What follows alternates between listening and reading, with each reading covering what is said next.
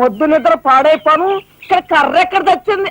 అరే ఊరుకోండి బామ్మగారు, పాపం రాజా పొద్దుపోయి ఇచ్చినట్టున్నాడు, కాసేపు పడుకోనివ్వండి. పొద్దుపోయి రావటం ఎందుకు, పొద్దు ఎక్కదాకా పడుకోవటం ఎందుకు? నీకు తెలవదు, నువ్వు వెళ్ళు.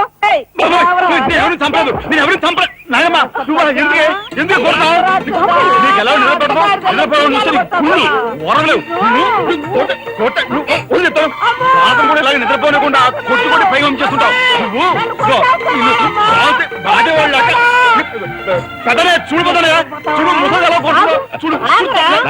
ఆగు ఆగు, ఏమిటే చిన్నడితో నీకేమిటి? నువ్వు నీ పెళ్ళం ఇట్ట గారాబం చేయబట్టే ఆడు సోంబేర్లా తయారయ్యాడు. సోంబేరి గింబేరి ఆగండి. మిట్ట మధ్యాహ్నం దాకా పడుకోవడం మూలంగా ఇంటికి ఉపయోగం, దేశానికి ఉపయోగం తెలుసా? దేశానికి? అవును మరి. నాలాంటి వాళ్ళకి ఉద్యోగం రాకపోవడం వలన స్ట్రైకులు చేసి బస్సులో తగలబెడతామా? అలాంటివి ఏమీ చేయకుండా యువతలు నిద్రపోవడం మూలంగా దేశానికి ఎంత ప్రశాంతత. ఏమిటినైనా లాభం ఏమ్మా, కాడి సంపాదన లేనోడు 3 పూట్ల మెక్కితే ఇంటికి ఎంత ఖర్చు? అందుకే అర్ధరాత్రి వచ్చి మిట్ట మధ్యాహ్నం దాకా నిద్రపోతాను. దాని మూలంగా రాత్రి భోజనం, తెల్లారి కాఫీ, టిఫిన్లు నీకు ఆదా కాదా? ఏనా ఇక పెద్దనయ్య అంటావా? వాడు మధ్య తరగతి మనిషి, బోడు బరువు బాధ్యతలుంటాయి, 10 మందికి సమాధానం చెప్పుకోవాలి కాబట్టి పొద్దునే లేవాలి. ఇక సీతమ్మ లాంటి వదులంటావా? ఇంటి చాకరీ బోర్డు అంత ఉంటుంది, ఆవిడ పొద్దునే లేవాలి. ఇక చిన్నయ్య ఇదిగో వీడు ఒక పుస్తకాల పురుగు, ఎప్పుడెప్పుడు ఐఏఎస్ పాస్ అయిపోదామని ఉంటుంది కాబట్టి తను పెందడే లేవాలి.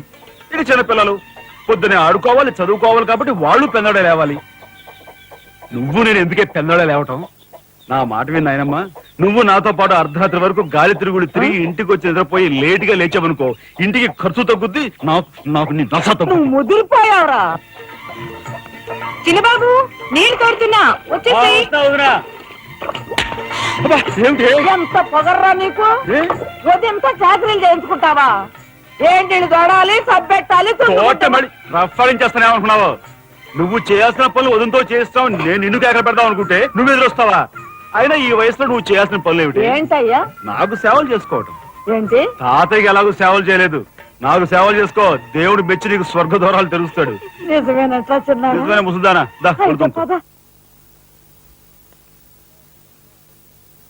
పెద్దాడా, ఇల్లు అమ్మేయటానికి తీర్మానించుకున్నావా?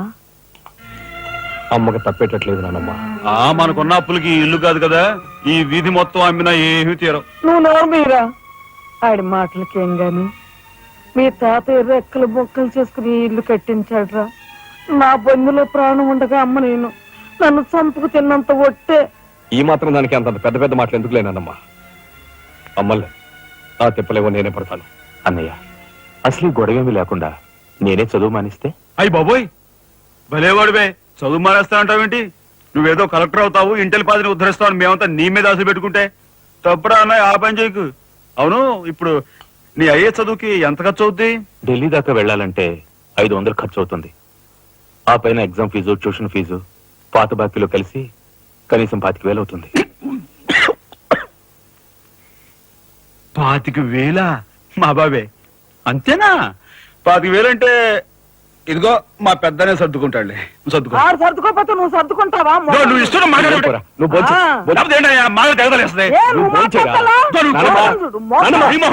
ముందు వాడు బొంచని బొంచని. రాఘవ, ఏ పరిస్థితుల్లో నీ చదువు ఆగిపోవడానికి వీలేదురా. ఎంత ఖర్చైనా సరే డబ్బు సంగతి నేను చూస్తాను, నువ్వు నీ ఏర్పాట్లో ఉండు. అదిగో వచ్చారు నీ గాడిద గ్యాంగ్.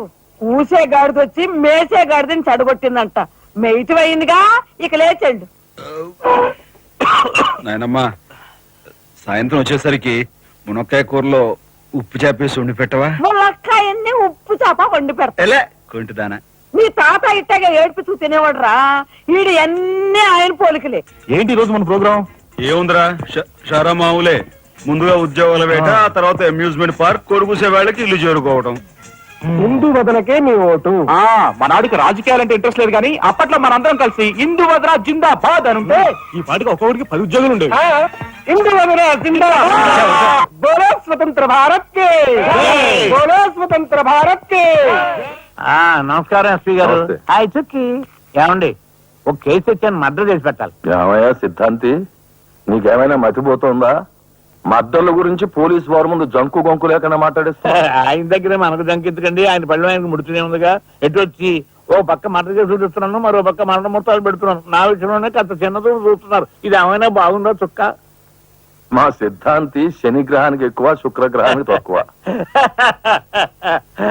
చదువు నవ్వుని పళ్ళుని ఒకేసారి మూసేయి. ముందు కేసు మాఫీ చేసే పని చూడు. ఏదిరా ఒకటే ఉంది. ఏ టైర్ కూడా పెట్టుకొచ్చా కక్కుర్తి.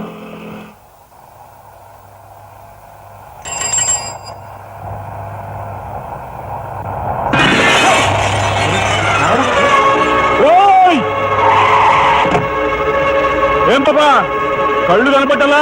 కాస్త మనుషులు చూసుకుని నడుపు కారు.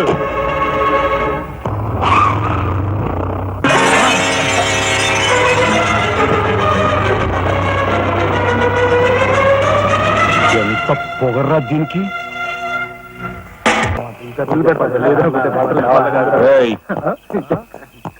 షడబడి ఏంటి సార్? ఎక్కడి నుంచి రాస్తున్నారు? అమ్యూజ్మెంట్ పార్క్ నుంచి. టికెట్లు ఎక్కడ? టికెట్లు చింపేసి కదండి లోపలికి పంపిస్తారు. ఏంట్రా లాజికల్ మాట్లాడుతున్నావు?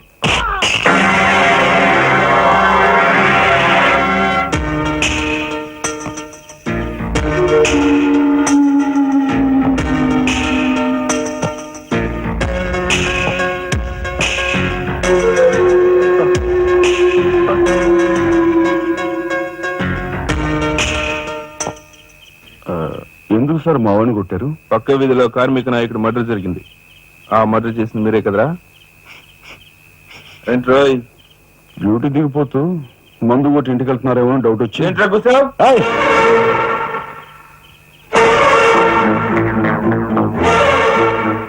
అసలైన నేరస్తులను పట్టుకోవడం చేత కాకపోతే యూనిఫామ్ తీసేసి ఇంట్లో కూర్చో. అంతేగాని రోడ్డు మీద పోయే వాళ్ళని పట్టుకోవాలనుకుంటే ఎవరు ఊరుకోరు. జాగ్రత్త. పదండి రా.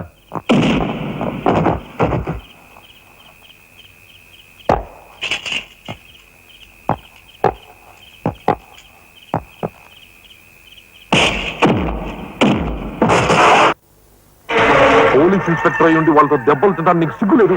24 గంటల్లో ఆ గ్యాంగ్ ని పట్టుకుని పోలీస్ స్టేషన్ లో పెట్టకపోతే? రామయ్య, వాడేదో నీ పోలికలతో పుట్టాడు కదా అని కాస్త గారాబం చేశాను అంతే. నెత్తి నెక్కి కూర్చున్నాడు. ఏ లోకంలో ఉన్నావో ఏమో.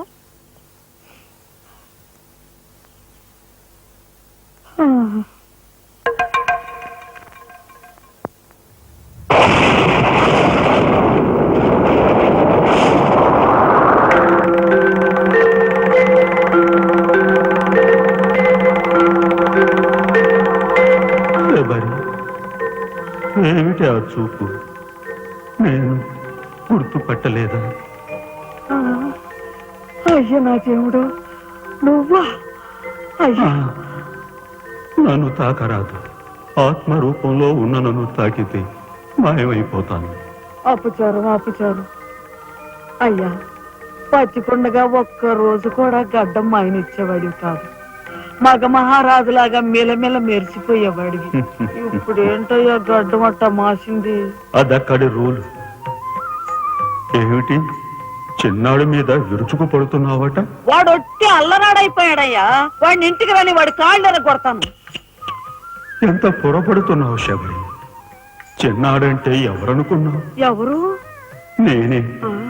నీ మీద మమకారం చావక, ప్రేమ తీరక మళ్ళీ వాడి రూపంలో జన్మించాను. వాడే నేను, నేనే వాడు. నువ్వా? చిన్నాడిది నీ అంశ? ఒట్టు. మరి ఇన్నాళ్ళు నువ్వు నాతో చెప్పలేదేమయ్యా? ఆ ఐడియా నాకు ఇప్పుడే వచ్చింది ప్రియా.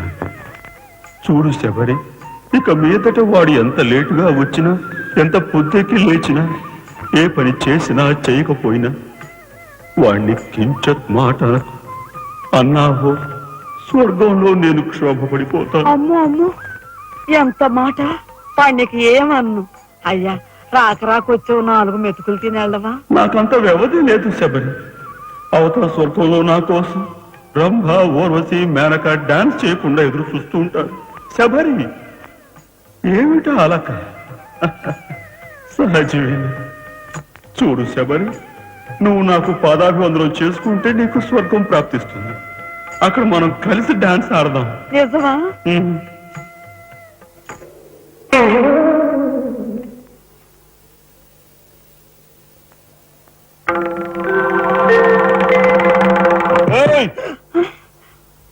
వస్తున్నా వస్తున్నా వస్తున్నా. తలుపులు బాత్తుడు వినపట్లా? ఏదో లోకంలో ఉండి ఏదో లోకంలో రఫ్ ఆడించేస్తానేమనుకున్నావు? భోజనం చేసావా? ఆ, ఇంకా పడుకోలేదే? నువ్వు వస్తావని. నేను వస్తానని అర్ధరాత్రి వరకు నా కోసం ఎదురు చూస్తుంటే నీ ఆరోగ్యం ఏమైపోతుంది? పడుకో. ఏమిటా చూపు? పడుకో.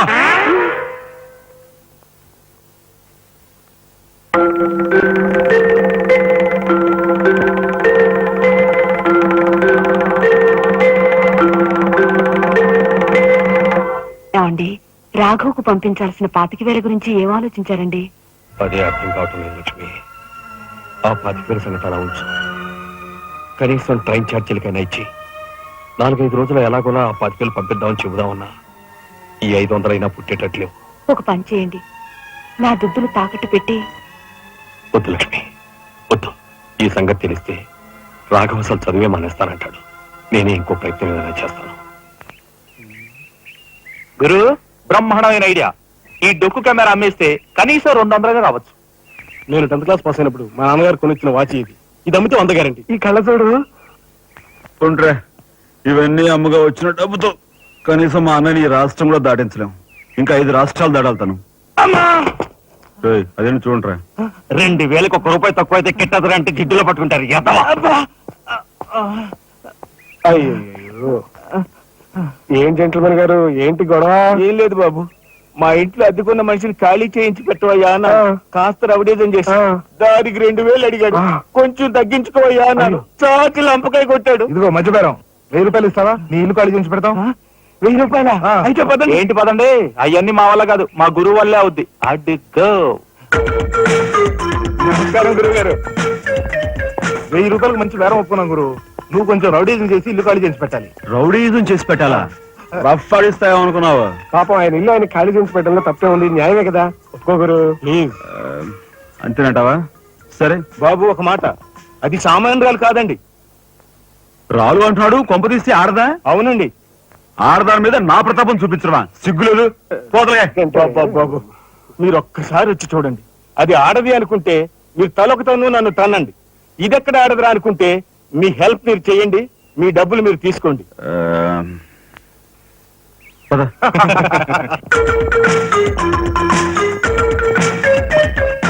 ఇదేనండి ఇల్లు.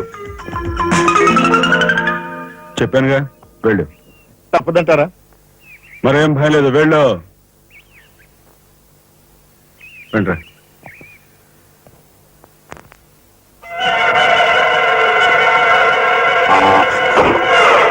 ఏరా, మా ఫ్యామిలీ రోడ్డు మీద ఉందమ్మా. అందుకని ఆ ఊళ్ళో వస్తారా? ఈ వంక మీద నా శీలం చేసుకున్నావేగా?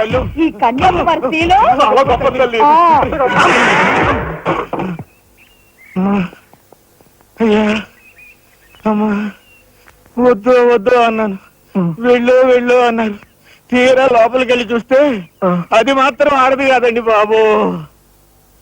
దీని సంగతి నేను చూస్తా.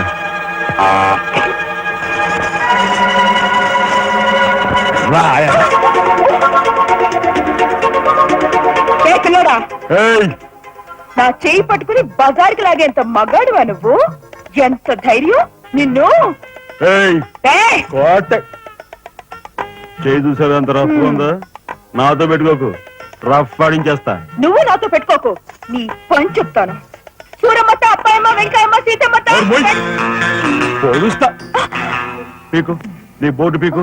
ముయ్, ఈ కత్తి ముయ్, పొడుస్తా. బోర్డు పీకో. కత్తి ముయ్. బోర్డు పీకో.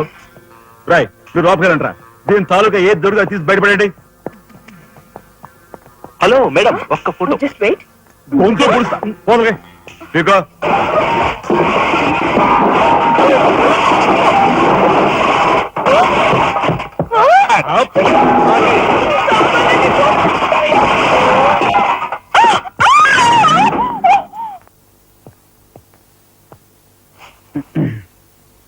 చిన్నానాయ్, నువ్వు రేపే ఢిల్లీ వెళుతున్నావు. వారం తర్వాత ఆ 25,000 నీకు అన్నయ్య పంపిస్తాడు. ఇదిగో నీ ప్రయాణ ఖర్చులు 500. ఏంటి అన్నయ్య ఏమన్నాడా? అన్నయ్య ఆజ్ఞ అనుకో, నా రిక్వెస్ట్ అనుకో. ఇస్తున్నాను, తీసుకో. ఈ డబ్బు నీకెక్కడిది? యక్ష ప్రశ్న వెయ్యొద్దు. ఇస్తున్నా తీసుకో, అంతేగాని ఎక్కడి నుంచి వచ్చాయి ఎలా వచ్చాయని డీటెయిల్స్ మాత్రం ఆ అడగ. డబ్బులు నీకు ఎక్కడైరా? చెప్పానా యక్ష ప్రశ్న అడుగుతున్నది నేను. ఎక్కడదా ఈ డబ్బు నీకు? అన్నయ్య చిక్కు చిక్కు. అదే ఈ డబ్బు ఎక్కడదా నీకని అడుగుతున్నాను. చెప్పరా? అలా దబాయిస్తా ఉంటానే. నేను దొంగతనం చేసినట్టు జోలు కొట్టేసినట్టు. అయితే రౌడీ చేసి సంపాదించావా? నాన్న రౌడన్ గాను. అయితే అప్పు చేసావా? అది చేయకి ఇది చేయకి ఇంతలో నీకు ఇంత డబ్బు ఎలా వచ్చిందిరా? ఏమిట్రా పెద్దోడా దబాయింపు? వాడు ఏం చెప్తే అది నిజం. వాడు ఎవరనుకుంటున్నావు? సాక్షాత్తు అన్నయ్య ఇప్పుడు వివరాలు ఏమీ అడగద్దు, అన్ని తర్వాత వివరంగా చెప్తాను. వివరంగా చెప్తాడు. వదినా తప్పు. వదినా వదినా ఏం బాబు? ఇదిగో వదినా, అన్నయ్య కోరిక ప్రకారం నీకు పట్టు చీర, బంగారు నగలు. బంగారు నగలు? బంగారు నగలు అంటే బంగారం లాంటి గిల్ట్ నగలు. అయితే రాత్రి మేము మాట్లాడుకున్న మాటలు. అన్నయ్య ఇప్పుడు వివరాలు అడగద్దు, అన్ని తర్వాత వివరంగా చెప్తాను అన్నానా? ఇప్పుడు వివరాలు ఏం అడగద్దు, తర్వాత అన్ని వివరంగా చెప్తానన్నాడా? ఆ వివరాలు నేను చెప్తాను. ఇది ఇంటి దాకా వస్తుందని తెలిస్తే అక్కడే నరికి పాతేసేవాడిని. ఎవరమ్మా నువ్వు? సామాన్తో పాటు దిగిపోయా?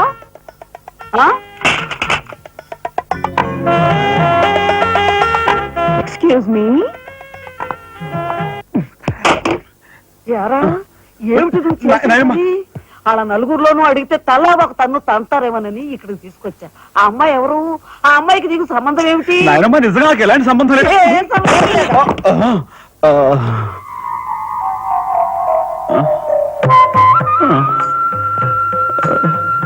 శబరి, ఏం జరిగింది?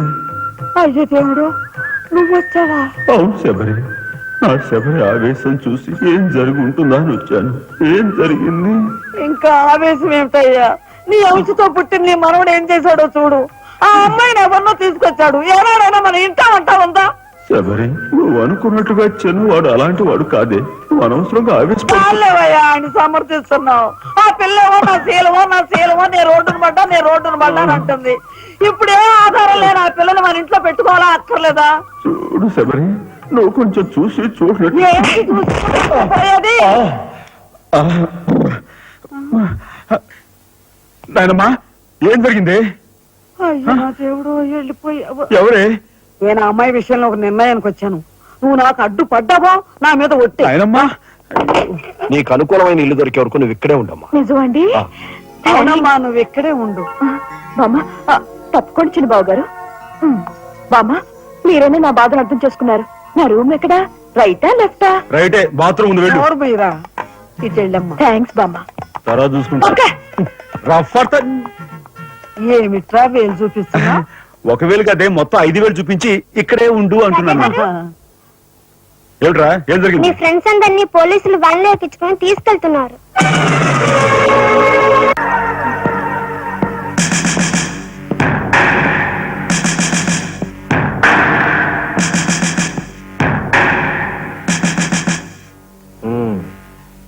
నువ్వేనా తొట్టి గ్యాంగ్కి లీడర్వి? తొట్టి గ్యాంగ్ కాదు, అనుకుంటే ప్రాణాలు తోడే గ్యాంగ్. ప్రాణాలు తోడే గ్యాంగ్. అందుకే ఆ కార్మిక నాయకుడు ప్రాణాలు తోడేశారు. అవునా? ఏమిటి? మర్యాదగా నేరం ఒప్పుకో, లేకపోతే మేమేం చేస్తాం మాకే తెలియదు. మీకే తెలీదా? పాపం ఆయనకే తెలియదంట. ఏమిట్రా వెటకారం? ఉండేలా ఉంది. సార్ ఆగాలి. కార్మిక నాయకుడు చెప్పింది ఏకాంబరమేనని నేను జర్నలిస్ట్ గా పేపర్ లో రాశాను కూడా. ఆ విషయం ఊరందరికీ తెలుసు. అయినా మీరు ఎందుకు యాక్షన్ తీసుకోండి? ఏమిటా కబుర్లు చెప్తున్నావు? కబుర్లు కాదు, జనం దగ్గర ఉన్నవి కంకర్రాళ్ళు. ఒక కార్మిక నాయకుడు దారుణంగా హత్య చేయబడితే మీ డిపార్ట్మెంట్ ఏం చేస్తుంది అని ఈ జనం మిమ్మల్ని నిలదీయడానికి వచ్చారు. దోషుల్ని లోపల పెట్టి తగిన విధంగా శిక్షించి అసలు విషయం రాబడుతున్నాం. ఇందులో మీరు వచ్చారు. ఎవరండి దోషులు? నిరుద్యోగులైన ఆ యువకులు మీ పోలీస్ వాళ్ళకి దోషుల్లా కనిపిస్తున్నారా? నిజమైన దోషులు ఎవరో నేను చెప్తాను. నా దగ్గర కొన్ని ఆధారాలు ఉన్నాయి. మీకు చావుంటే చేయగల దమ్ముంటే వాళ్ళని పట్టుకోండి. అంతేకాని అమాయకులు నిర్బంధించి రాక్షసంగా ప్రవర్తిస్తే మా పత్రికా లోపం చూస్తూ ఊరుకోదు. నిజాన్ని నిర్భయంగా రాసి దేశానికి సార్ చెప్తుంది. సభాష్ మిస్టర్ దాసరథి, మీలాంటి జర్నలిస్టుల వల్ల నిజంగా దేశానికి ఎంతో మేలు జరుగుతుంది. Thank you very much. నిజాలు తెలుసుకోకుండా ఇలా పశువులా ప్రవర్తించి మీ పోలీస్ డిపార్ట్మెంట్ పరువు తీకు సిగ్గుచేటు. పోలీసులు పోలీసులు పోలీస్ డిపార్ట్మెంట్ పోలీసులు పోలీసులు అంతకుల్ని లోపల రండి దాసరథి గారు, మీ దగ్గర ఉన్న ఆధారాలతో చట్టానికి సహకరించండి. రండి, కమ్. ఏమయ్యా జర్నలిస్టు, నాలాంటి వాడితోనూ ఎస్పీతోనూ తగువ పెట్టుకుని ఎందుకయ్యా చావు కొని తెచ్చుకున్నావు? మనిషిని చంపటం ఆటవికం. You are right. అందుకేనయ్యా నువ్వంటే నాకు చాలా ఇష్టం. హ, చచ్చిపోయే ముందు కూడా ఇలా రెచ్చిపోవడం దేశంలో ఎంతమందికి సాధ్యం? తమ్ముడు, వీడు దేశానికి పనికొచ్చే జర్నలిస్ట్ లా ఉన్నాడు, వదిలిపెట్టేద్దామా? ఊరుకోనయ్యా, మనల్ని ఎండగట్టి వాడి పేపర్ సర్క్యులేషన్ 3,000 నుంచి 30,000 పెంచుకున్నాడు. తమ్ముడు చెప్పింది నిజమే. మమ్మల్ని బజారుకి ఇచ్చి నీ పేరు ప్రతిష్టను పెంచుకున్నావు. మరి మా పరువు ప్రతిష్టను కూడా మేము కాపాడుకోవాలి కదా. అయినా మనిషిని చంపేయడం అంటే సరే కాని.